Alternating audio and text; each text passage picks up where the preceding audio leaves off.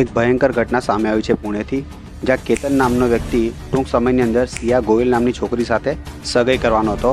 પણ સિયા ગોયલ આ સંબંધથી નાખુશ હતી, કારણ કે એના ઓલરેડી 12 કોઈક છોકરા રિલેશનમાં હતી. પણ સિયા ગોયલે ઘરવાળાને ના પાડવાની જગાએ આ કેતન નામના વ્યક્તિને એનું બર્થડેનું બહાનું કાઢીને એને કોઈક મોટી પહાડવાળી જગ્યા પર લઈ ગઈ અને ત્યાં ઓલરેડી એનો બોયફ્રેન્ડ ત્યાં હતો અને બંનેએ સાથે મળીને આ કેતનને ખાઈમાં ફેંકી દીધો. અને પછી એનો બોયફ્રેન્ડ ત્યાંથી ફરાર થઈ ગયો અને સિયાએ જાતે જ પોલીસનો ફોન કરીને બોલાયા અને એવું કીધું કે મારો ફિયોન્સે અહીંથી ખાઈમાં પડી ગયો. એટલે બધાને એવું લાગ્યું કે આ એક રિયલ સ્ટોરી છે. પણ પોલીસે જ્યારે સિયાનો ડિજિટલ ડેટા ચેક કર્યો ત્યારે ખબર પડી કે 6 મહિનાની અંદર આ સિયા ગોયલે કોઈ બીજા વ્યક્તિને 600 થી 700 વખત કોલ કરેલા છે.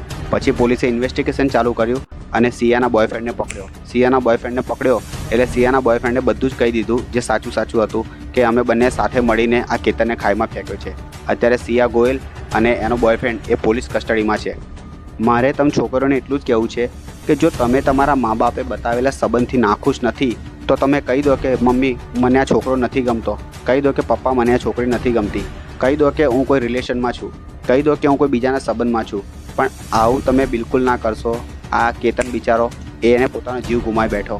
તમે વિચારો, આ સિયા ગોયલ એનો બોયફ્રેન્ડ તો જેલમાં જતા રહ્યા, થોડાક સમય પછી એ લોકો બહાર પણ આવી જશે, પણ એક માનો દીકરો તો જતો રહ્યો ને. શું ખબર આ કેતન એની માનો એકનો એક દીકરો હોય. मेरे आदमी को वही आग देने वाला था मेरी चिता को, आज वो रहा नहीं तो मेरा तो आगे का पूरा ही खत्म हो गया ना. એટલે પ્લીઝ આવું ના કરશો, પ્લીઝ આવું ના કરશો. અત્યારે જે નારા લાગતા હતા ને બેટી બચાવો, મને તો એવું લાગે છે કે એવા નારા લગાવો જોઈએ કે પુરુષ બચાવો. તમારું શું કહેવું છે કોમેન્ટમાં જણાવજો.